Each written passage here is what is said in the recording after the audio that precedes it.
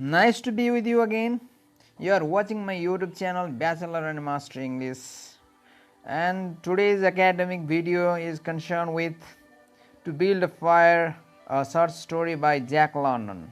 In our today's discussion, I shall be introducing the story at a glance. There will be summarizing of the story. The discussion will be made regarding different points that enable you to cope with the situation context, and you can write well in your examination and perform uh, as required. Okay, so I'm sure you'll accompany me till the end of this video. If you are new to my channel, please subscribe my channel, and if you think this is worth watching, please share among your friends and fellows.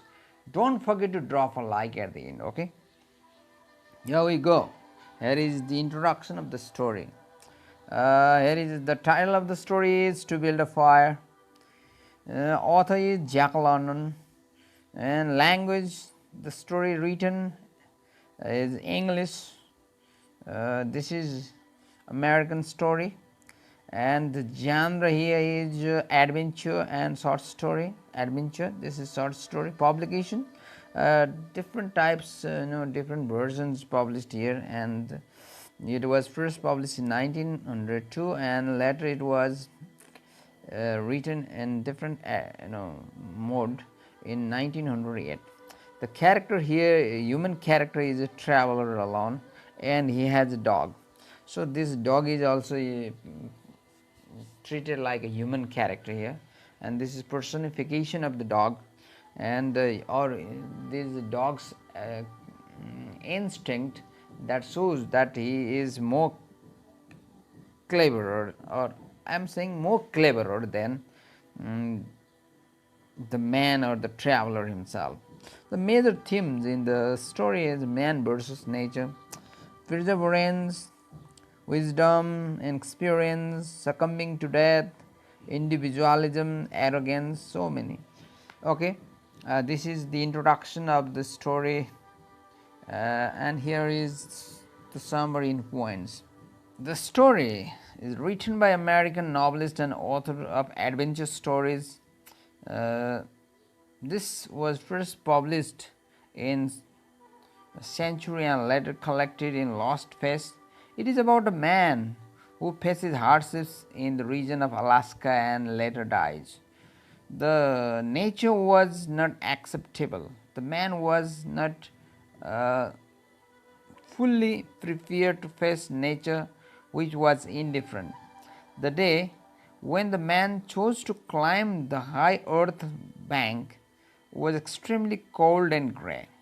Though it was a clear day, there was not sun, but this didn't worry the man, for there had been no sun for a day. The extreme cold, no sun, and no trail had no effect on the man, for he was new to this land and he was a man without imagination. He was quick and alert for things of life, but not in the significances. The fact that 50 degrees below zero meant 81 degrees of frost, but to him it was just being cold and unforgettable. The only thing he carried with him was his lunch, which wrapped in a handkerchief and kept next to his skin to keep it from freezing. His nose and cheeks were numb. At his heels was a big wolf dog, scared by extreme cold, who knew by his instinct that this was not the time for traveling. Chewing tobacco, the man was walking for miles an hour, calculating to arrive at Fox at 12:30. Thinking this, he decided to stop for his lunch there. He decided to be in the camp with the boys by 6, and he was feeling lonely, having no one else to talk to. Although his mind was empty of thoughts, he keenly observed the changes in the creek. curves and bends and looked carefully before placing his feet for fear of the traps and their danger. Though he was alert, he was trapped, wetting himself to the west, which panicked him, for he knew uh, to get wet in such an extreme temperature meant trouble and danger. At past, past 12, he reached the forks of the creek. The day was at its brightest. There he again tried to take a bite of biscuit, which was prevented by ice muzzle.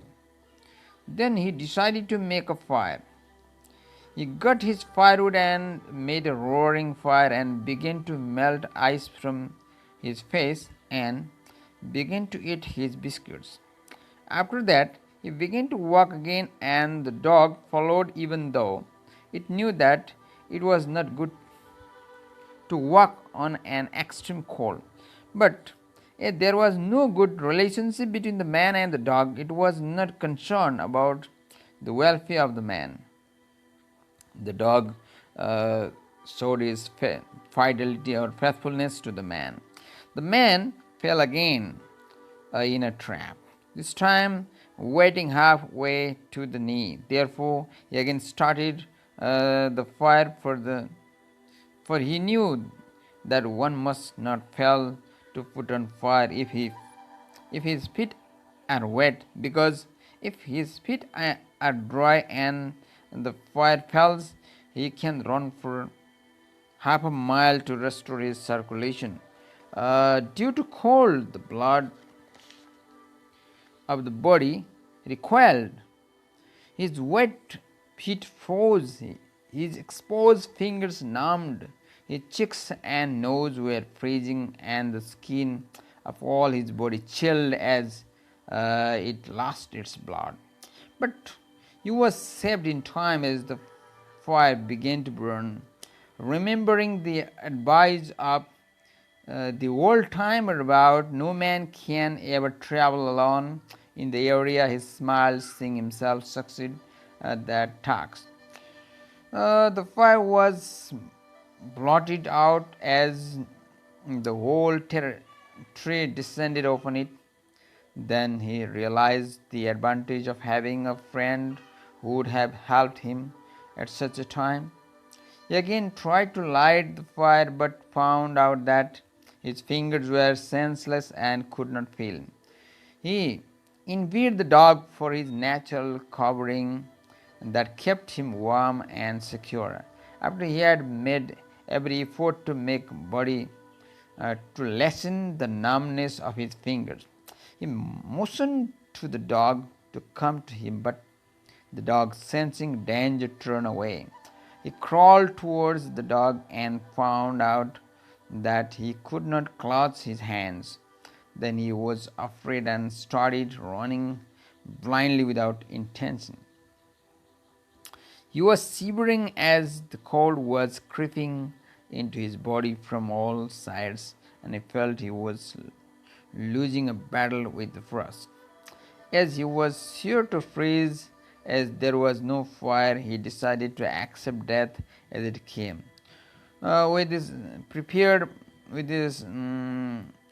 peace of mind, he drowsed off to the most comforting and satisfying sleep he had even known. Seeing the man remain still and silent for a long time, the dog came near and sniffed and caught the scent of death.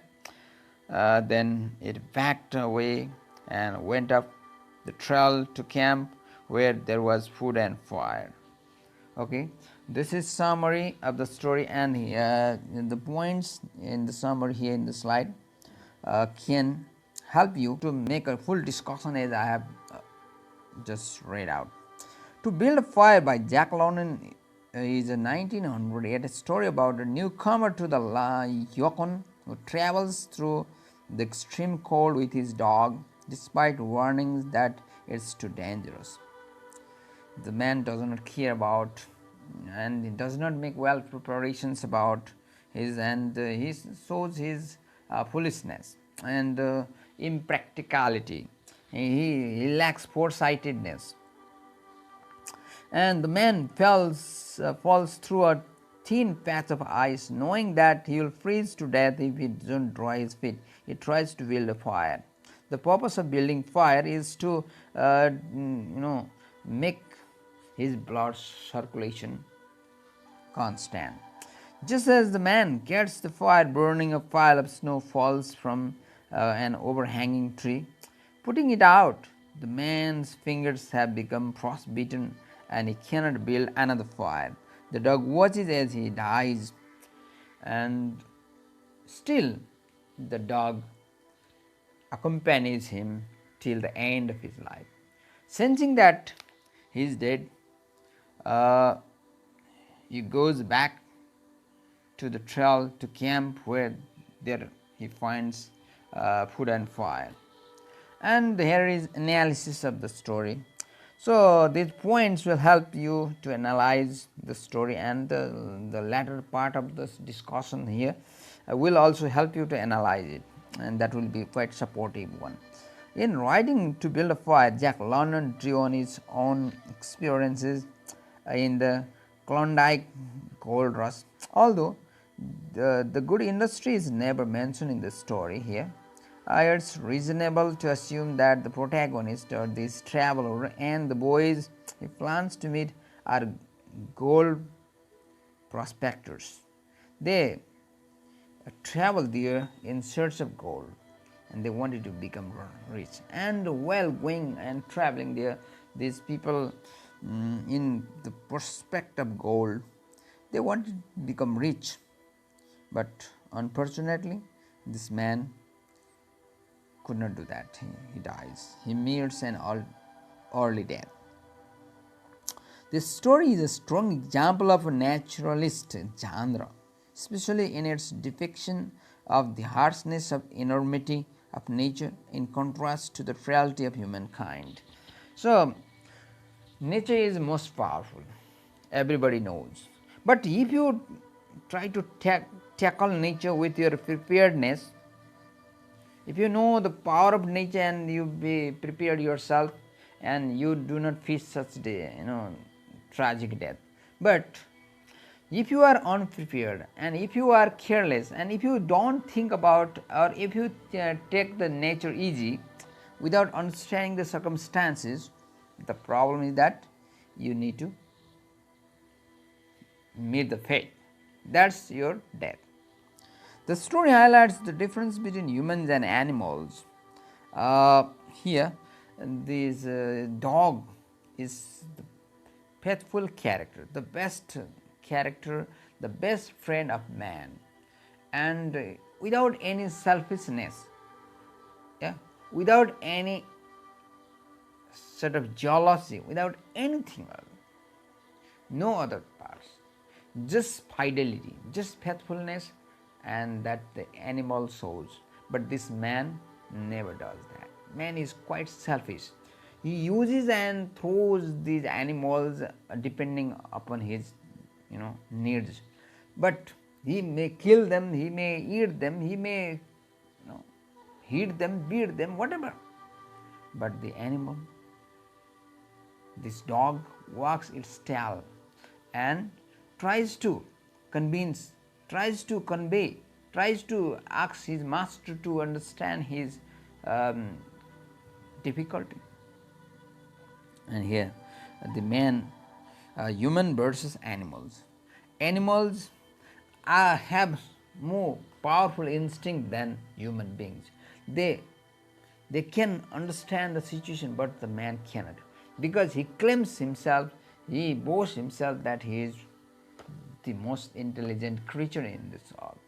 But he doesn't have that foresight, he doesn't have sensing the earth as the other animals senses.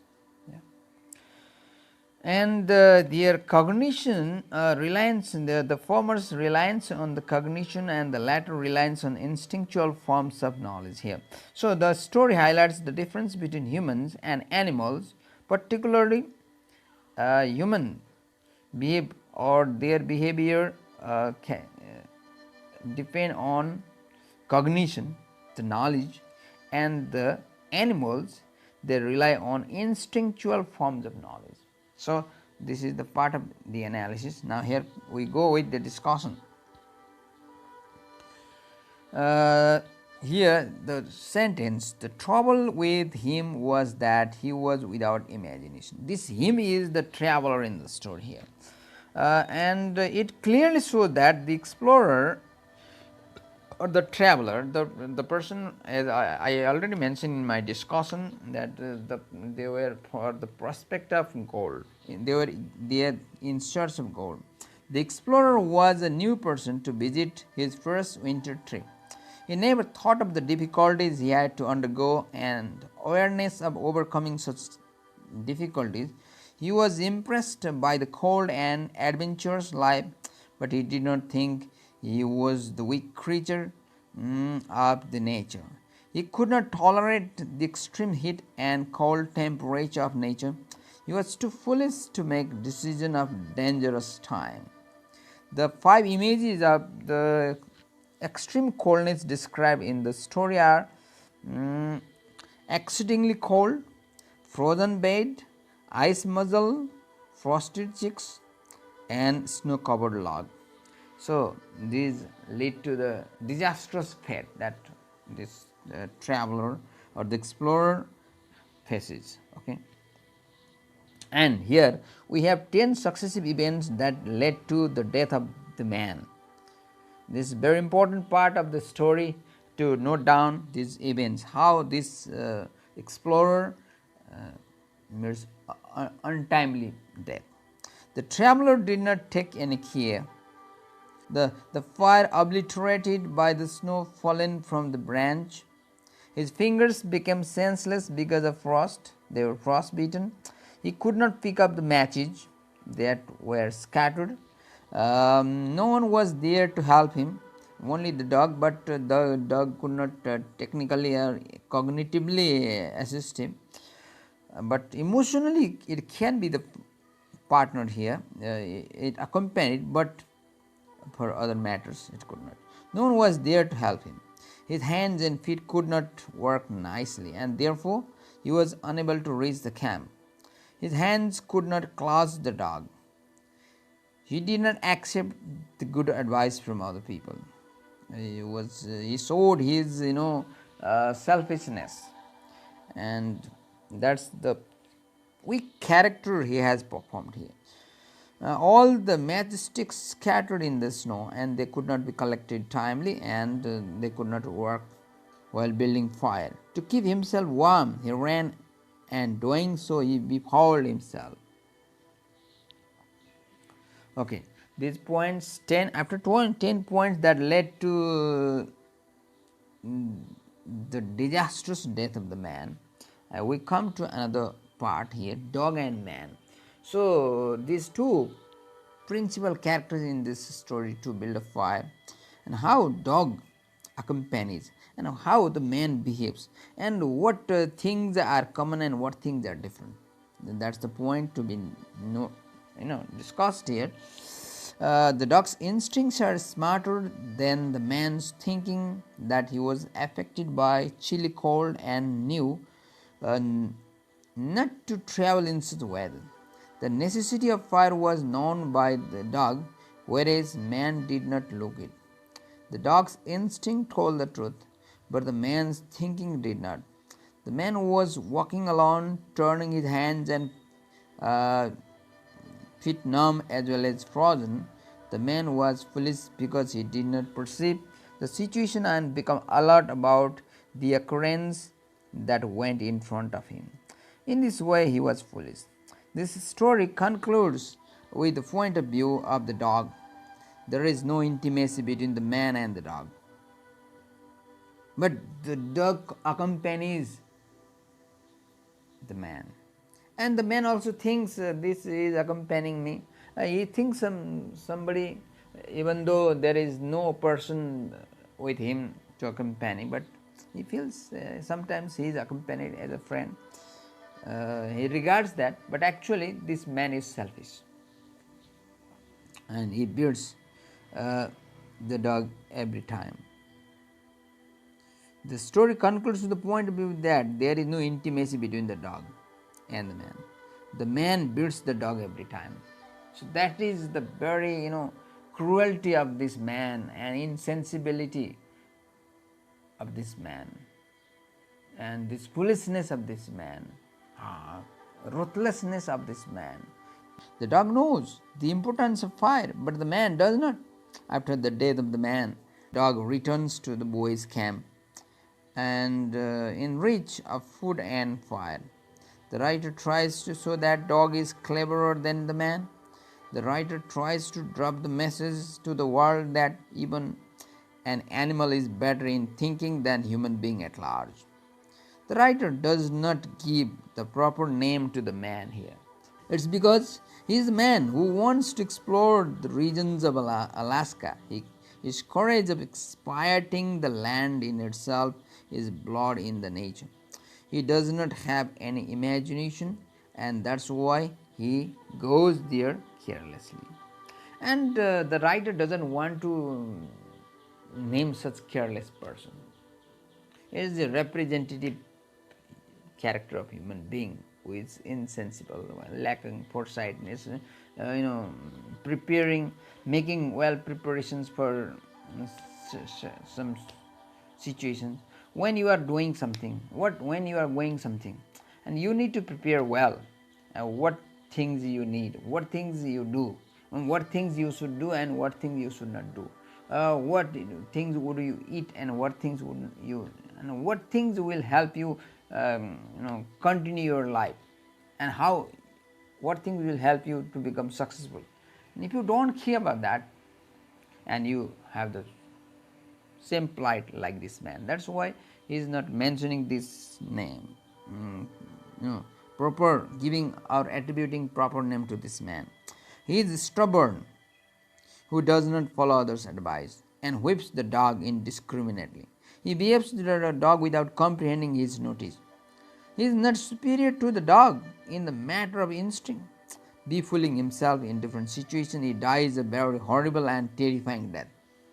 He had to meet that, and there is poetic justice in this case. The writer is not attributing the name to the traveler, the explorer, because he just waits to uncover a man to the danger of nature, an indifferent nature of nature and the way of life. The writer also displays the foolish nature of man while treating with the nature. He wants to give the universal theme, not in particular one. Therefore, he does not give the travelers a name. Okay, with this discussion, I have come to the end of today's video discussion of To Build a Fire by Jack London. I'm sure all of you got the points. If you have any queries, you can put your comments in my comment box. I shall be back with another important video. Till then, have a nice time.